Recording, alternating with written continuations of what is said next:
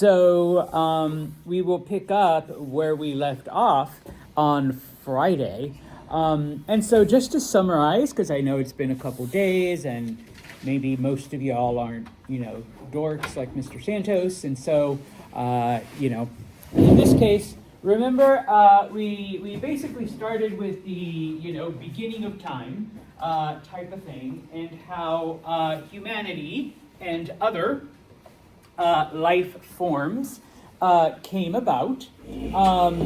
Your textbook and your next assignment, of course, deals with the whole concept of creation stories, but that the most likely way that we can determine is the big E word, evolution. And evolution, remember, does not mean magically transforming from a monkey into a human, but in this case, both plants and animals undergo a process of evolution where you adapt to environmental changes, and then those adaptations, whether they be external, art, culture, habits, the knowledge of fire, or internal, which is basically changes in your DNA, those then get passed on, all right? And so we skipped over a couple of million years, and we end up to a group of creatures known as hominids. I didn't put the other two up here. You don't really need to, if you really want to remember. Hominids include gorillas and chimps, but also a group known as hominins, which are basically all of the different forms of humans. Okay, now, there's only 3 hominins you need to remember for this class, for this test. Number 1, Homo habilis. Homo habilis is important because they were the first hominin to use tools. Okay, number 2, Homo erectus. As the name would indicate, they were the first hominin to walk erect, to walk upright. They were also the first to be able to utilize fire, for its various purposes. Finally, we came to Homo sapien, which is considered to be us, modern humanity, And this is the dominant, let's say, hominin, that still exists today, because here we are, all right? What allows Homo sapiens to become the dominant species?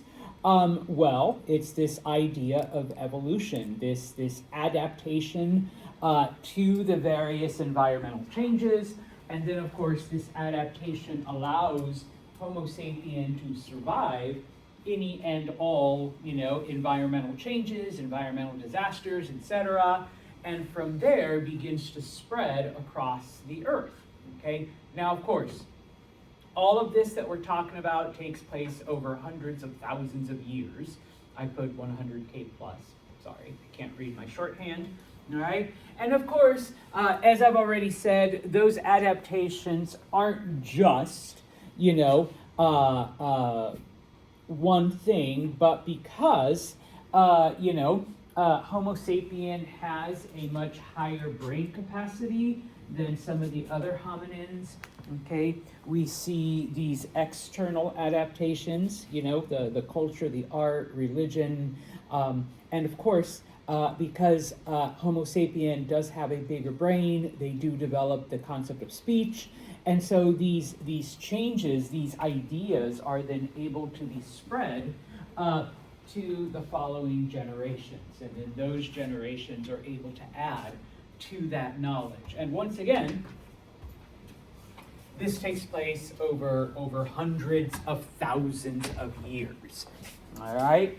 And then finally, we finished off talking about how most Homo sapien groups are in fact strictly hunter-gatherers, and because of this, they are constantly on the move, and this is how we get, Homo sapiens spread throughout the entire planet, And we left off, all right, with agriculture, Now, around the year 10,000 BCE, so about 12,000 years ago, okay,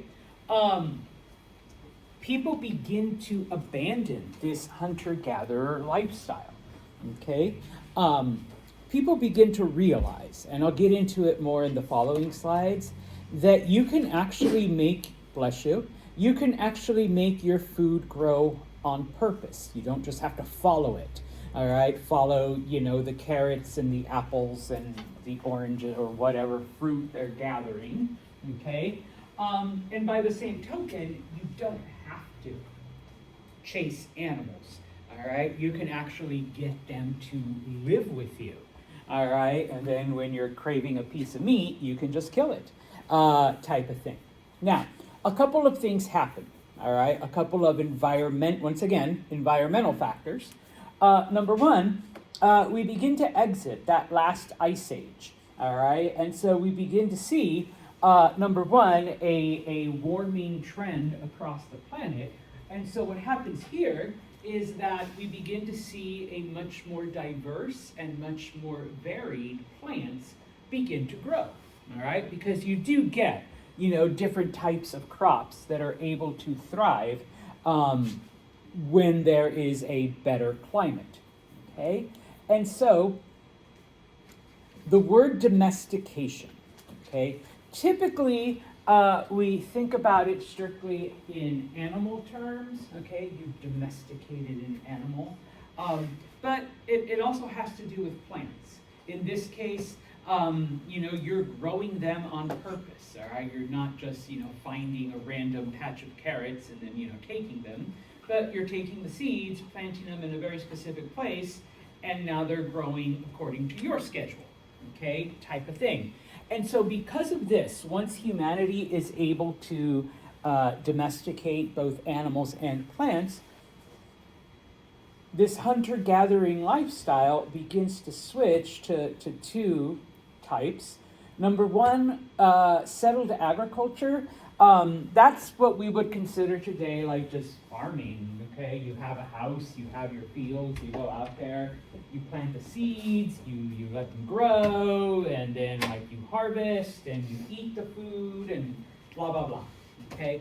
And then of course, pastoralism, which is what we think about when we think of like shepherds and things like that, where you have a group of animals, and you know, you take them out to graze, and you know, you're there keeping an eye on them, or you're there following them, and maybe you take them out to a certain place where there's plenty for them to forage, and then you come back and you put them in their pens at night, and of course, you need food, you kill them, all right, and you've got meat, but we'll talk about some of the other products, okay? Because if you have animals, besides the meat, what else can you get from it? And we can think of goats or sheep or cows or pigs, okay? What else can you get from them? Fur. All right, number one, fur, okay? And what do we use the fur for? Clothing, yes. I was gonna say milk. Milk, yeah. All right, you can milk, I know some of you might think it's disgusting. You can milk a goat, all right? You can milk a sheep. I would imagine you can milk a pig, all right? But for some reason, we think of cow, all right? Yes, so you can drink the milk, you can make creams and cheeses and butters and like all of this other stuff. So yeah, you get milk, you get clothing, you get meat, okay? So, you know, now we're expanding, all right, our diets and whatnot, okay? And so, all right, let's follow the history then, okay? So, Earth is getting warmer, okay? More and more plants are starting to grow and develop because, you know, the environment is much more suited, okay?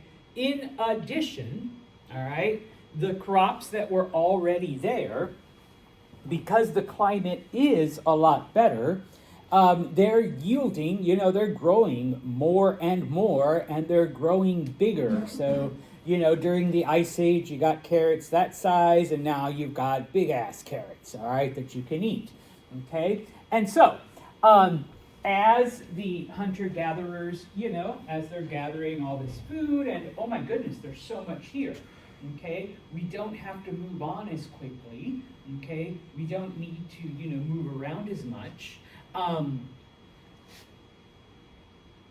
There's so much of this food, all right? We can actually save some aside, and pretty soon, humanity begins to realize, and once again, it's because Homo sapien has a bigger brain, and they're able to, notice these things, and then once they do, because they've developed speech, they can pass it on to their children, okay? Type of thing where, like, yeah, if you take the seeds, all right, and you replant them here in this area, you will once again get, a lot of carrots here. You don't need to keep moving constantly, okay? Now, when it comes to the domestication of animals, all right, please don't think food, all right? But the dog is the first animal domesticated, okay, to the best of our knowledge, all right? What is the purpose of dogs? What do they serve as?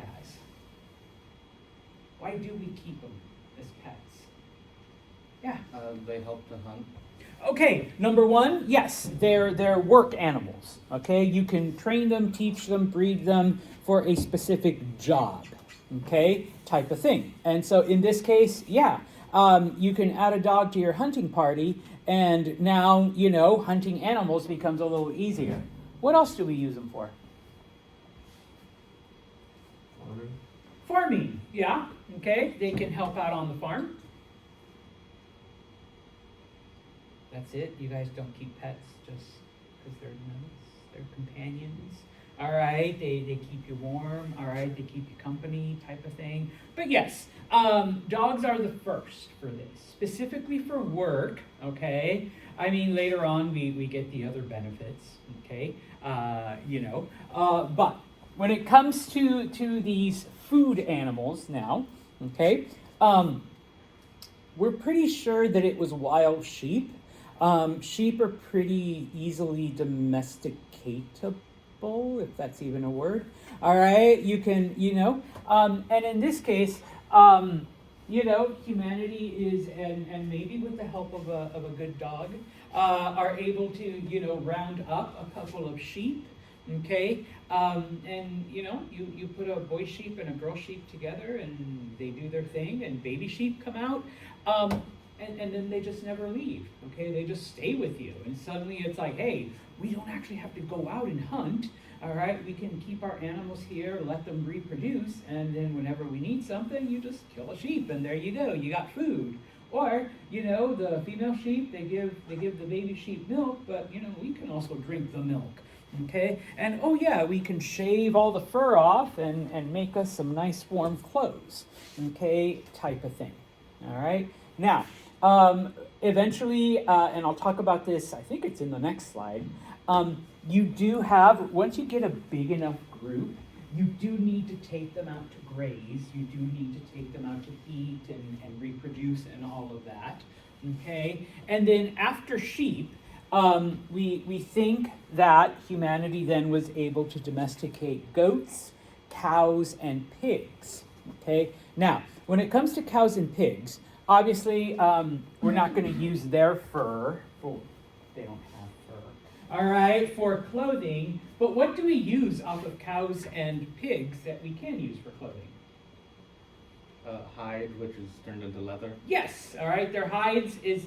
If you ever wondered what leather is, it's cow and pig skin, sometimes goat. All right. So yeah.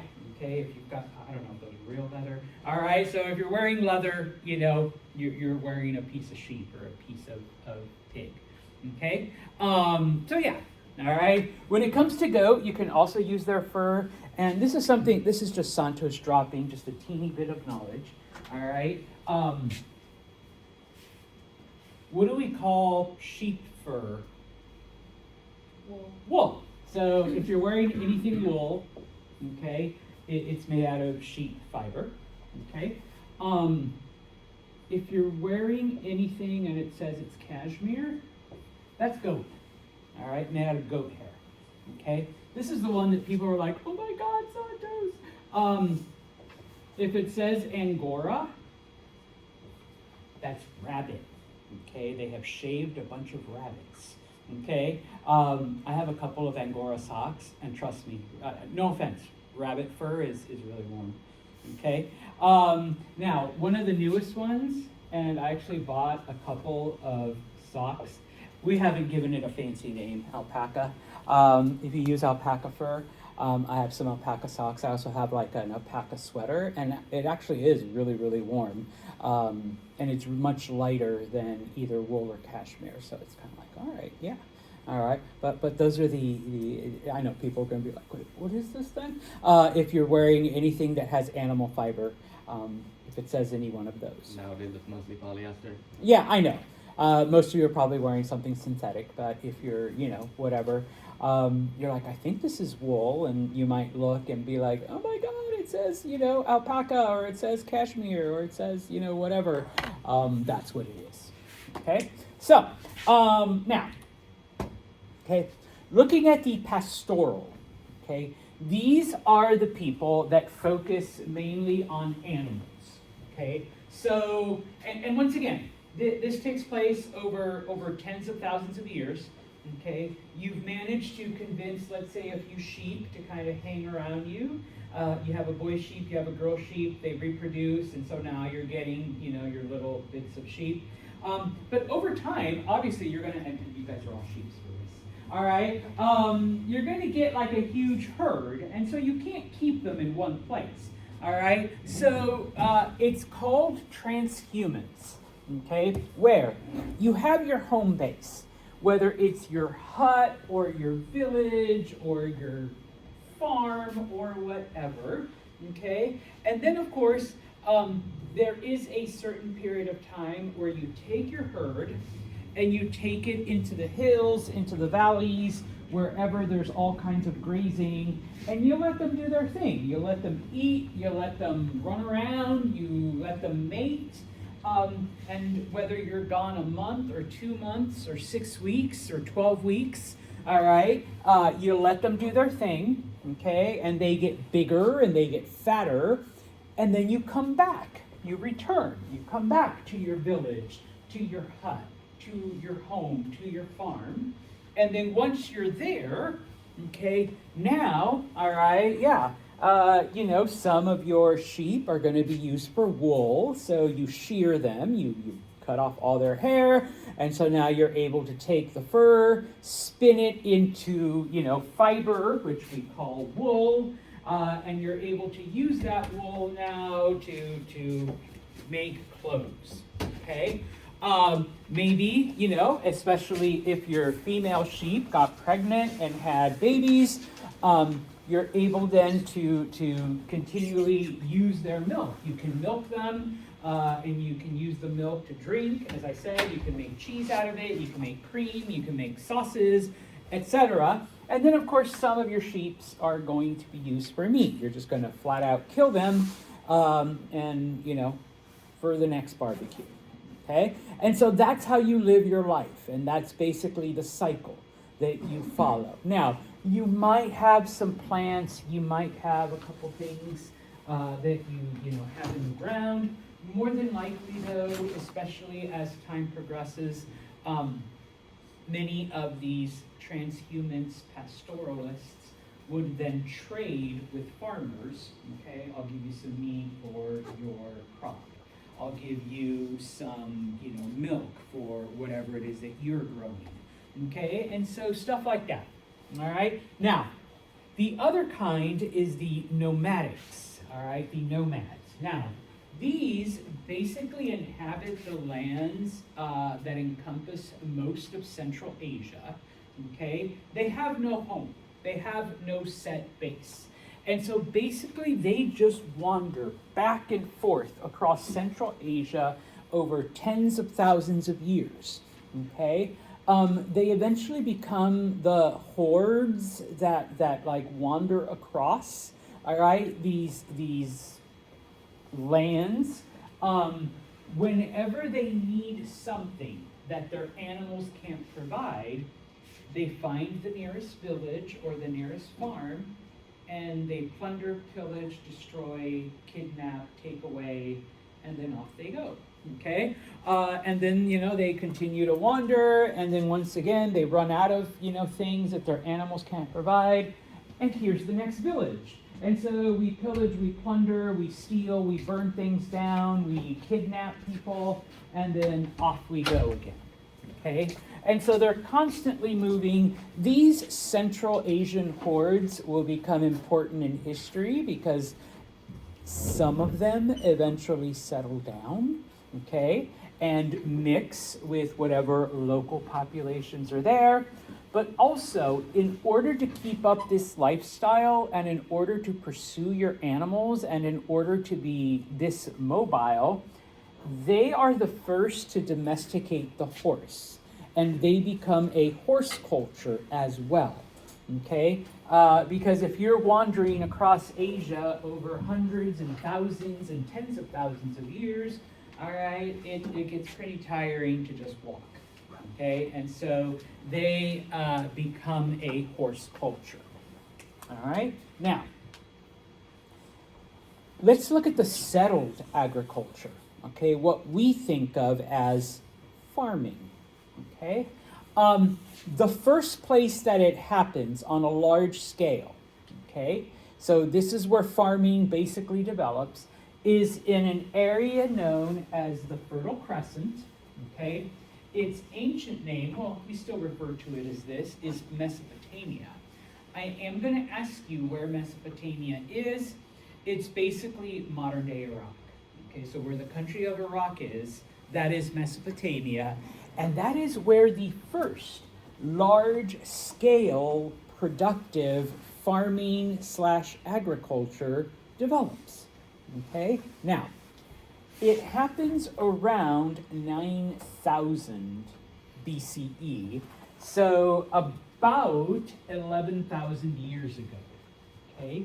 Now, once again, over the thousands of years, okay, we start off with some small groups, some small settlements, okay, and eventually that grows into villages, that grows into towns, and then eventually we begin to see large cities forming around these agricultural communities. Okay, so I have that in the last bullet. All right, it leads to this formation. Now, the first crops that are domesticated in this area, okay, and I suppose on a large scale by most of humanity, because we're going to look at different areas, barley and wheat. Okay, let's start off with the easier one. What do we use wheat for? Flour. Flour, and what do we use with the flour? What do we make with the flour? Bread. Bread. Okay, so humans started off, I mean, come on, we need our carbs. All right, so humans started off making bread. All right, in addition, because they're still doing a little bit of hunting, a little bit of gathering. So to supplement, their meat and to supplement the other stuff they're eating, humanity invents bread. Okay? Anyone know what we use barley for? Is it like a little leaf? Am I going crazy? A little crazy, but that's okay. Is barley one of the ones used for alcohol? Yes. All right. Barley is actually the main component of beer. Okay. Beer has existed since the beginning of civilization. All right. Now, of course, yeah. I mean, there's a certain flavor to it. There's a certain reason for it. But you also have to remember back then, it's like, you don't have the modern purification water systems. And so the fermentation process, the alcohol actually kills a lot of this dangerous bacteria. And so it was kind of like safer, if you drank beer instead of, and don't think of it like today's beer. All right. It was probably pretty mild, like probably barely gave you a buzz. Okay. Type of thing. But yeah, one of the earliest products that humans make is beer. Okay, now, when it comes to animals, okay, like I said, ironic, yeah, someone just opened up Oh, a yeah. cold one, yeah. All right, he's like, Santos, we're talking about beer. I thought that was an invitation. Now, when it comes to the people in the Fertile Crescent in Mesopotamia, they do domesticate several kinds of animals: goat, sheep, pigs, camels. Okay. Now, just as an FYI, camels are more for obviously transportation and as pack animals. All right, as work animals, but people do drink camel milk. Okay, you already made a face. You can pretty much drink almost any mammal's milk. All right.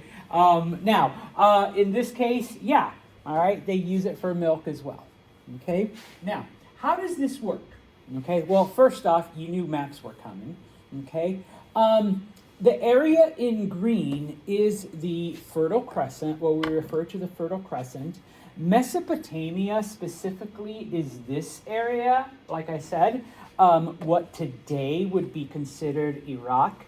Specifically, though, it is where southern Iraq would be today, okay, where you see not only the earliest settlements, but the formation of the first cities, okay? Now, this also extends into what today would be like modern day Syria and modern day Israel and stuff like that. Okay, now, this isn't the only place, and you don't need to write all of this down, but we are going to look at some of these places in like chapter 2 and chapter 3. Okay, so this is the first. Okay. This is where agriculture first develops on a large scale.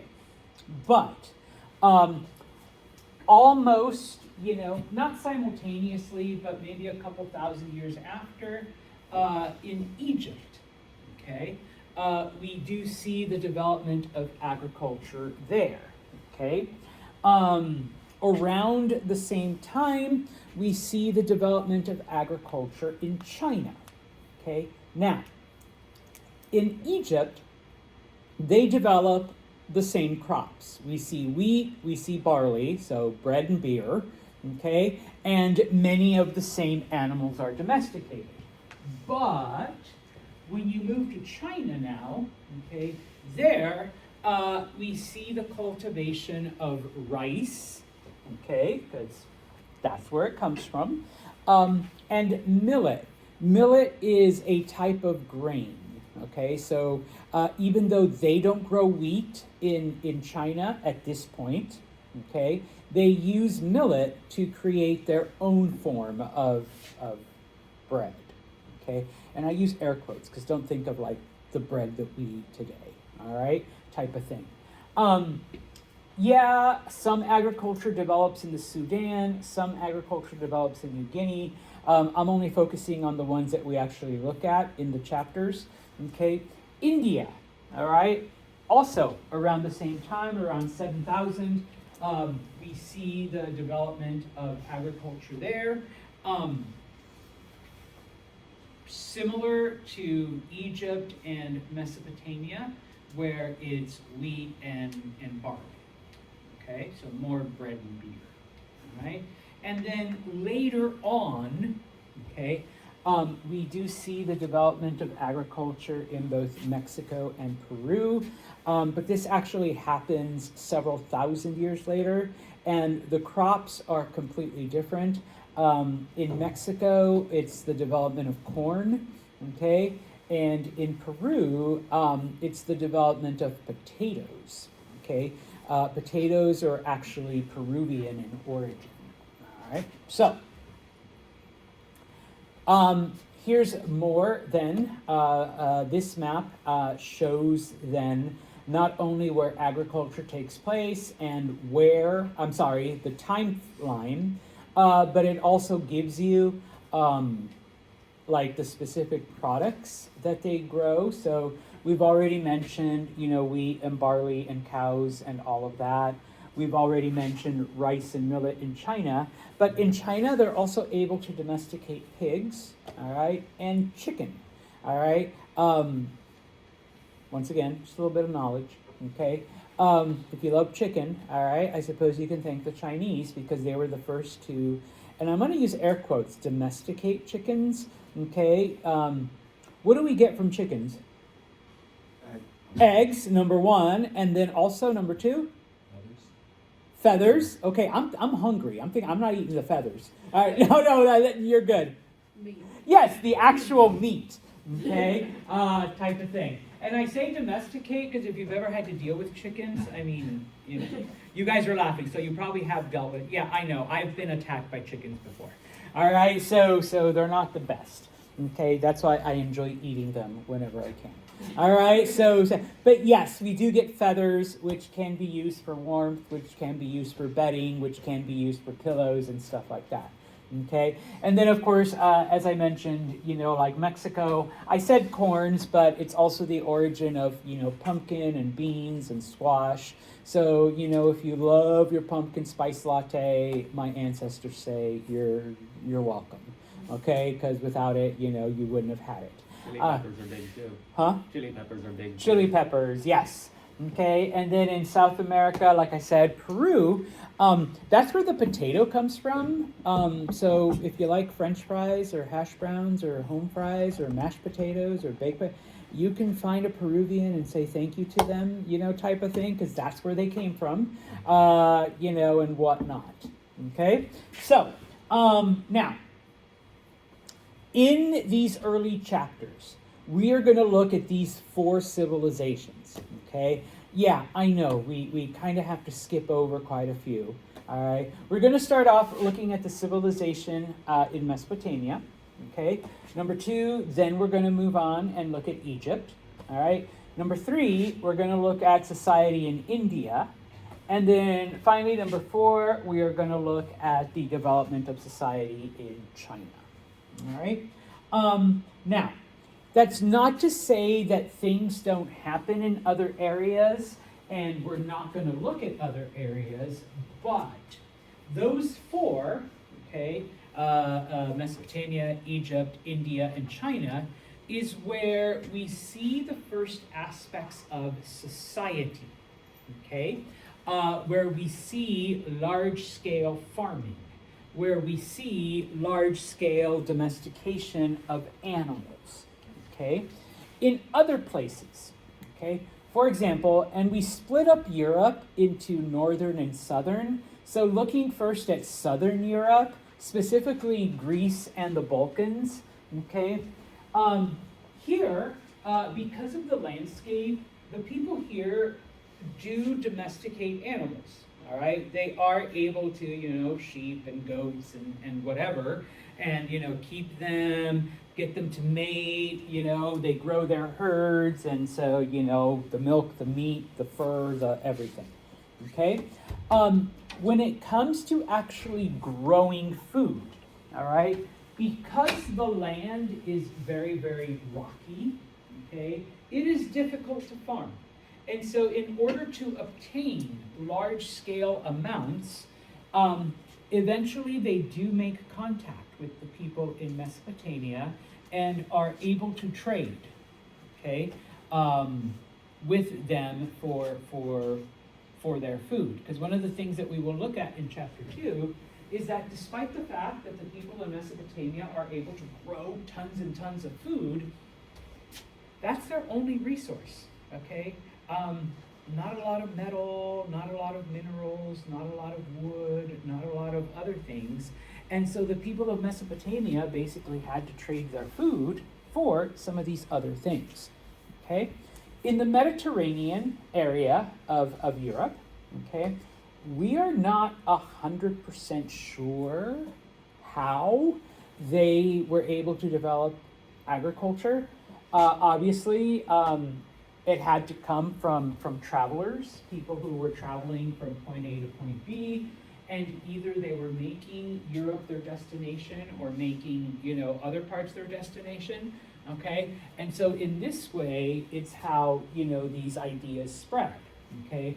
I end up in, southern Italy, and I tell one of the local people, no, buddy, come on, you're doing this wrong. All right, you gotta do this. Or you see those animals there, if you can catch them and convince them to never leave, you have an endless supply of food and meat and milk and all of that other stuff. Okay? And of course, the reason why we think this is because since these areas are right along the ocean, people were probably able, all right, to reach them easily. And once again, it's all theory because all of this happened in prehistoric times. And this is from last Wednesday. Friday. What does prehistoric mean? Before they wrote it down. Yes, before writing. Yeah. All right. So it's not like we found today some weirdo from Egypt showed up, and it's like, and he told us how to farm, and he told us to capture these sheep, and because it wasn't written down, although people might have repeated the story of the weird stranger that landed on a boat, but whatever. Okay. Other parts. Okay. In this case, we're looking at both Central and Northern Europe. Okay. Well, before we get there, the land of Anatolia, which is modern-day Turkey, okay, because it borders on the Fertile Crescent, bless you, we think that the people from there were able then to walk to Greece, and then they walked to the Balkans, like Bosnia and Serbia and Croatia, and then, that is just right next to Hungary. And from Hungary, they were able to take some of the rivers that flow through different parts of Europe. Okay? Now, in Central and Northern Europe, okay, number one, despite the fact that we have exited the last ice age, it is still much colder than Mesopotamia. Okay? So obviously, the types of crops that you can grow are going to be different or are going to be severely limited, number one. Number two, Mesopotamia, Egypt, all right, they are predominantly flat desert, okay? Central and Northern Europe is predominantly forest, okay? If you want to farm in Central and Northern Europe, what is the first thing you have to do with the forest? Cut it down. Cut it down, all right? Well, they can't just go to Home Depot and buy a couple chainsaws and a couple of stump grinders and clear out the land, all right? We're talking about using some very, very primitive tools. So after cutting maybe 1 or 2 or 3 trees down, it's like, oh, fuck this shit. I guess we're just having a very small farm, okay? Or, we're not gonna grow anything, okay? So when it came, our animals are just gonna have to walk around the trees, okay? So we do see then that different crops and different animals, so you don't see the wide variety, you don't see the abundance that you see in other areas, number one, but also, okay, whereas in Egypt and in Mesopotamia, you have a really warm and nice climate year-round, Central and Northern Europe, well, you have this.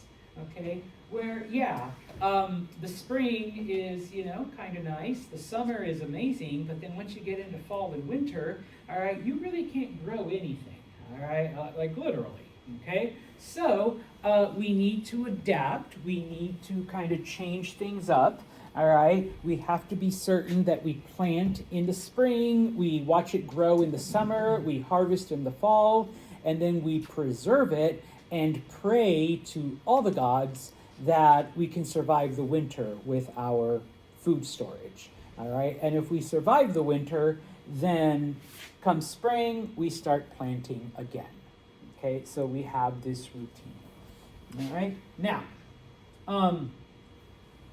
we'll finish off with this. Well, first of all, I could have sworn I pointed it out, but I didn't. One of the reasons, probably the main reason that agriculture develops in these 4 areas, and I promise I'll come back, okay? You have the Tigris and the Euphrates River, you have the Nile River, you have the Indus River, you have the Yellow River, and the Yangtze River. Okay? The big and early societies all develop along the banks of giant rivers. Why do you think? Because of the soil, Number one, the soil. What's up with the soil? it's full of nutrients. Yeah, okay, full of nutrients, okay? There's like an abundance of water. Yes, water. And what do we need water for? Growing our crops. Growing crops. What else? What else needs water? Survival. Yeah, we need to drink it, and how are we going to make beer without water? And of course your animals need the water, okay? Not to say that there aren't like rivers in Europe, okay? But nothing the size of the Nile, all right, number one. But then also remember, there's the trees and the forests and the cold and, so there's other elements, okay? And so, all right, humanity has settled down. We have, now, once again, this is over tens of thousands of years. Humanity has kind of settled down. We have figured out how to grow things on purpose. We have figured out how to keep, the wild sheep, the wild goats, the wild pigs from running away, and we keep them close to us, and we get them to have baby pigs and baby sheeps, and so we constantly have animals to resupply us, okay? And this is one thing I hope you take from this class, all right? More food equals more people. More people equals more food. More food equals more people, all right? The cycle actually continues, all right? Now, eventually you do reach a tipping point, all right? But we are so far from that right here. Seriously, all right? With early humanity, okay, more food, okay? Fewer people are starving to death. Fewer people are dying because while they're out hunting, they get gored by whatever, okay? Babies are surviving into adulthood because there's enough food to eat, and we're not wandering around. We're literally in just one place, so that's a little bit more stable and conducive to population growth, okay? Eventually we get to a point where there is so much food, all right? Not everyone has to be a farmer, okay? So, Zan here sucks at farming, all right? He can't make anything grow. But he realizes he has a real talent for making baskets, okay? So instead of growing food, Zan focuses on gathering material and making baskets, okay? Oliver is a great farmer, okay? And so, abundance of food, so much food, Oliver's getting rid of it, all right, throwing it away type of thing, okay? Well, Zan can now come to Oliver and say, I will trade you 10 of my baskets for, some wheat, some of the meat from your sheep, maybe some milk, all right? And Oliver says, sure, why not? I could use some baskets because now I have something to carry shit in. Okay, I can take my meat and my wheat and my beer and the milk and take it places, because you ever try to carry all your shit like this, but now you have it in baskets, okay? And so little by little, these things begin to happen. And I use the example of baskets, but, arts and crafts and the development of other things, those things that make life easier, so you're not just surviving with food, now you are developing these conveniences, okay? And then, of course, eventually we begin to divide our society because we got two pretty ripped guys right here. That's a pretty jack. All right? So, hey, guess what? There's those hordes that every now and then like to pillage and plunder us, okay? We sometimes there's some wild animals that can still wander in, all right? And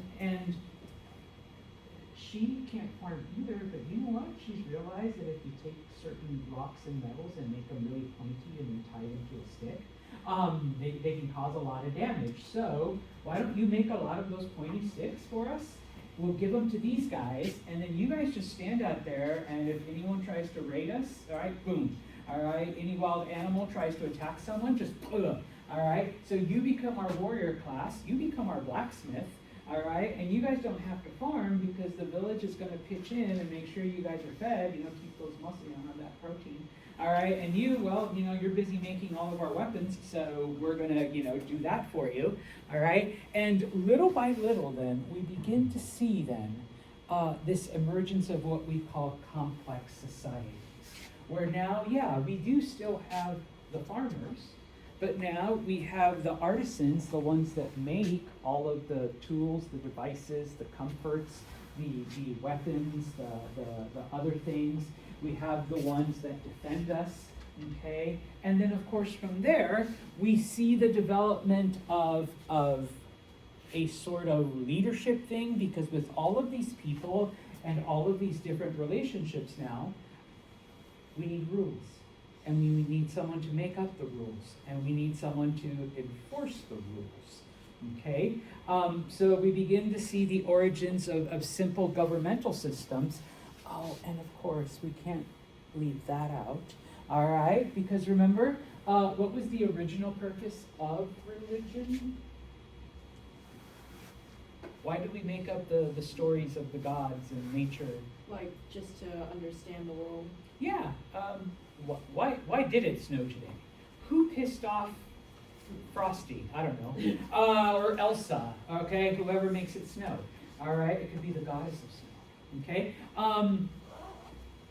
And so, yeah, and now as we have a lot more invested, because if there's too much snow, the farmer can't farm. All right, the basket maker, can't maybe he's finding a lot more dead branches to make baskets, okay? But, things get harder, so I, who can't do anything, we must pray to the snow god to make it stop, okay? And the only way that the prayers will work is if each of you give me 10% of everything you have, all right?